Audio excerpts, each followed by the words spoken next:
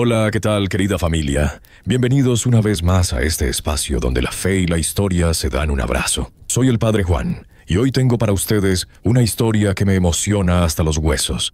Y digo hasta los huesos literalmente, porque hoy no vamos a hablar solo de versículos y parábolas. Hoy vamos a hacer un viaje fascinante, casi como de detectives, para rastrear la vida de uno de los hombres importantes de la historia de la humanidad. Seguramente has escuchado hablar de él. Lo vemos en las pinturas con unas llaves en la mano. Lo vemos como una estatua imponente en el Vaticano. Lo llamamos San Pedro. Pero antes de ser San, y antes de ser Pedro, era simplemente Simón.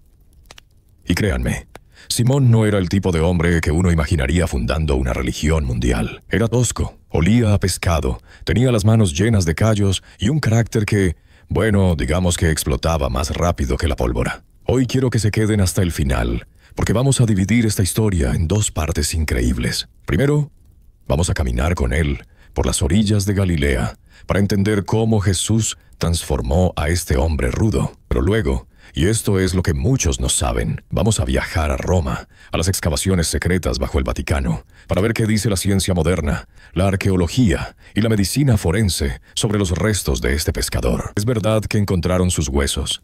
¿Qué dicen los científicos? Prepárense un café. Pónganse cómodos, porque esta historia comienza ahora mismo. Vamos a transportarnos primero al siglo I, al norte de Israel, a una ciudad llamada Cafarnaúm. Olviden por un momento las catedrales de mármol y el incienso. Imaginen el olor fuerte a pescado podrido, a salitre, a humedad.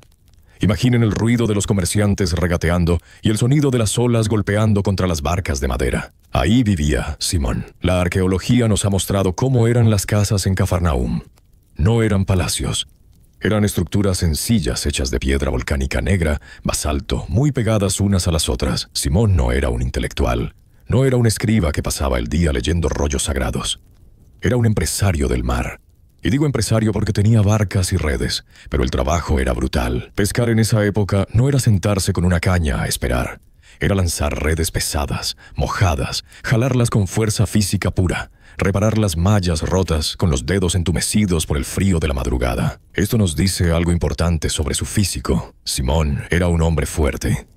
Tenía espalda ancha, brazos marcados por el esfuerzo y una resistencia física envidiable. Pero también nos dice algo de su personalidad. Era un hombre de acción, no de reflexión. Era impulsivo. Y es en ese contexto, en medio de su rutina, donde sucede lo impensable. El Evangelio de Lucas nos cuenta que Jesús se sube a su barca. Imaginen la escena. Simón está cansado, frustrado porque no pescó nada en toda la noche, y llega a este maestro carpintero a decirle cómo hacer su trabajo. Boga mar adentro y echa las redes. La lógica de Simón le decía, este hombre no sabe de pesca, pero algo en la voz de Jesús, algo en su presencia, lo hizo obedecer. Y cuando las redes se rompen por la cantidad de peces, Simón no celebra. Simón se asusta, se tira a los pies de Jesús y le dice, aléjate de mí, Señor, que soy un hombre pecador. Ahí empieza la transformación. Jesús no busca a un hombre perfecto, busca a un hombre real. Y le cambia el nombre. Esto es clave. En el antiguo Oriente, cambiar el nombre significaba cambiar el destino. Jesús lo mira y le dice, tú eres Simón, hijo de Juan. Tú te llamarás Cefas. Cefas es una palabra aramea que significa piedra, roca. En griego lo traducimos como Petros. Jesús vio en ese pescador inestable la solidez de una roca sobre la cual se podía construir algo eterno. Pero, familia, el camino de Simón a Pedro no fue una línea recta, fue una montaña rusa. Pedro es ese amigo que todos tenemos que habla antes de pensar. Es el que se baja de la barca para caminar sobre el agua y luego se hunde por miedo. Es el que le dice a Jesús, nunca dejaré que te maten.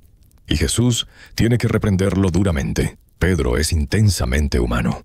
Y por eso lo queremos tanto, porque se parece a nosotros. El momento más oscuro de su vida llega en la noche en que arrestan a Jesús. El hombre que había prometido ir a la cárcel o a la muerte con su maestro, de repente se ve rodeado en el patio del sumo sacerdote. Hace frío. Se acerca al fuego para calentarse. Y una criada, una simple muchacha, lo reconoce. Y el miedo paraliza al gigante. No lo conozco, dice. 3 veces. Y canta el gallo. La Biblia dice que Pedro salió y lloró amargamente. Ese llanto no fue solo de tristeza, fue el colapso de su ego. Simón, el fuerte, el líder, se dio cuenta de que sin la gracia de Dios no era nada. Fue necesario que se rompiera para que pudiera ser reconstruido. Y la reconstrucción es bellísima.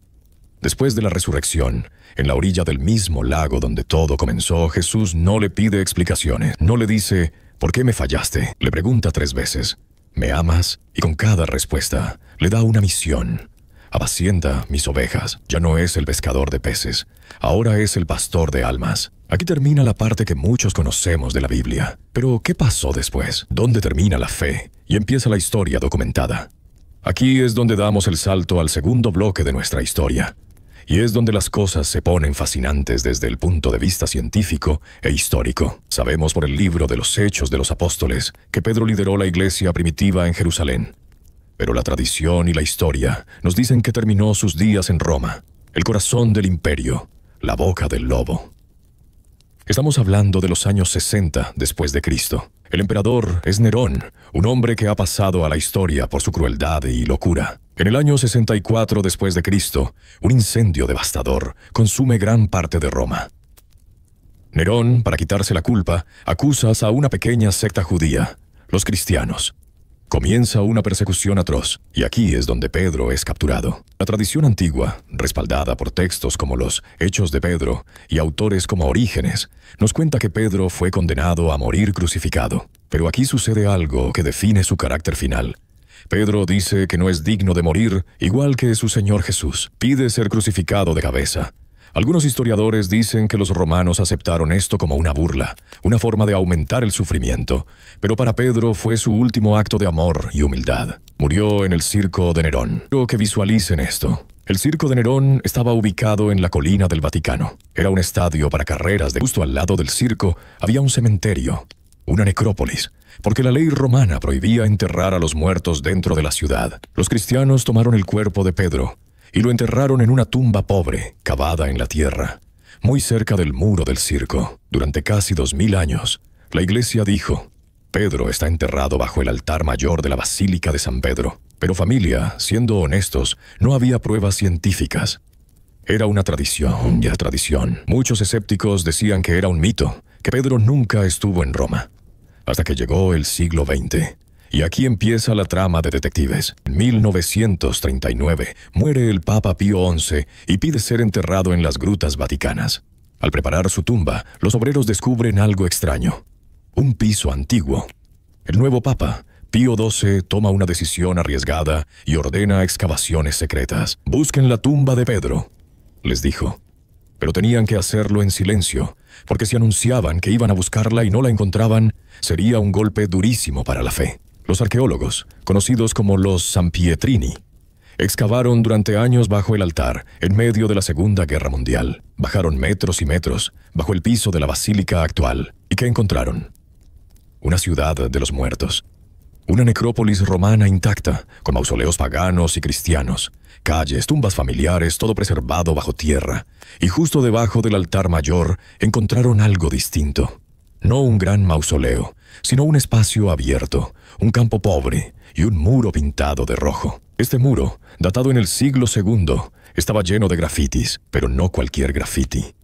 Eran oraciones, nombres de Cristo y de Pedro, escritos uno encima del otro, como cuando la gente deja mensajes en un lugar sagrado.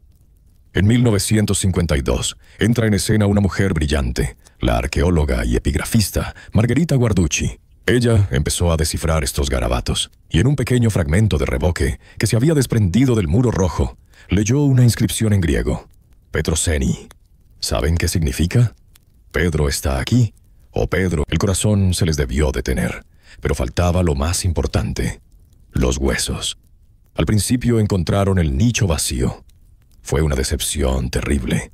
Pero luego, hablando con uno de los obreros más antiguos, se enteraron de que años atrás, Monseñor Kaas, uno de los supervisores, había encontrado unos huesos en un nicho lateral, el llamado nicho de los grafitis, y para protegerlos, los había guardado en una caja de madera y los había dejado en un almacén, sin saber qué eran. La doctora Guarducci recuperó esa caja, y aquí entra la ciencia forense moderna. Los huesos fueron enviados al laboratorio del profesor Venerando Correnti, un antropólogo de renombre. No le dijeron de quién eran supuestamente los huesos para no sesgar el resultado. Los análisis tardaron años, pero los resultados fueron escalofriantes en su precisión.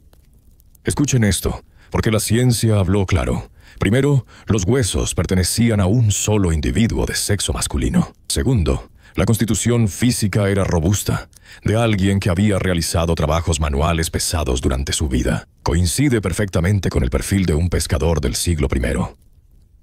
Tercero, la edad al momento de la muerte se estimó entre los 60 y 70 años. Esto encaja perfectamente con la cronología histórica de Pedro, muriendo en la persecución de Nerón. Pero hubo dos detalles más, que dejaron a los científicos con la boca abierta. Los huesos tenían incrustaciones de tierra. Al analizar esa tierra químicamente, coincidía exactamente con la arena específica del lugar de la tumba original bajo el altar, una arena que no estaba en otras partes de Roma. Y el detalle final, los huesos estaban teñidos de rojo y tenían hilos de oro. ¿Qué significaba esto? Que esos huesos, en algún momento, habían sido envueltos en una tela de púrpura real tejida con oro.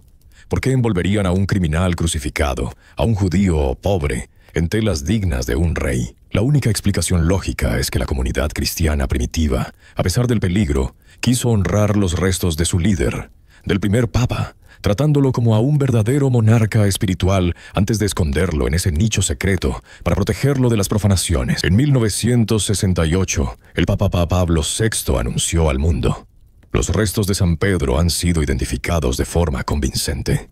No fue una declaración basada solo en la fe, sino en décadas de arqueología, epigrafía y antropología forense. Familia, ¿por qué les cuento todo esto? Porque es importante para nosotros hoy, porque a veces pensamos que nuestra fe es un cuento de hadas, una leyenda bonita para sentirnos bien, pero no es así. Nuestra fe es histórica, tiene raíces, tiene sudor, tiene sangre y tiene huesos. Cuando vemos la historia de Pedro, vemos la historia completa de la redención. Vemos el bloque 1, el hombre imperfecto, el pescador que duda, que mete la pata, que niega por miedo, pero que es amado profundamente por Dios. Eso nos da esperanza a nosotros, que también fallamos. Si Dios pudo hacer una roca de Simón, puede hacer maravillas con nosotros. Y vemos el bloque 2, la realidad concreta. Pedro no fue un mito. Fue un hombre real que caminó, que trabajó, que amó a Jesús hasta el punto de dar la vida en una colina de Roma, y cuyos restos descansan hoy bajo la cúpula más grande del mundo, gritándonos en silencio que el amor es más fuerte que la muerte y que la Iglesia no se sostiene por el poder humano, sino por la promesa de Cristo. Sobre esta piedra edificaré mi iglesia. Me encanta pensar en esa conexión, del lago tranquilo de Galilea al subsuelo oscuro de Roma. Del apártate de mí al martirio por amor. Es la aventura más grande jamás contada. Espero que esta historia les haya tocado el corazón tanto como a mí. Me encantaría saber qué piensan ustedes. ¿Conocían estos detalles científicos sobre la tumba de Pedro? ¿Sabían lo de la inscripción «Pedro está aquí»? Y sobre todo, ¿con qué parte de la personalidad de Pedro se identifican más? ¿Con el impulsivo que se lanza al agua o con el valiente que se mantiene firme al final? Déjenme sus respuestas aquí abajo en los comentarios. Los leo a todos, de verdad que sí.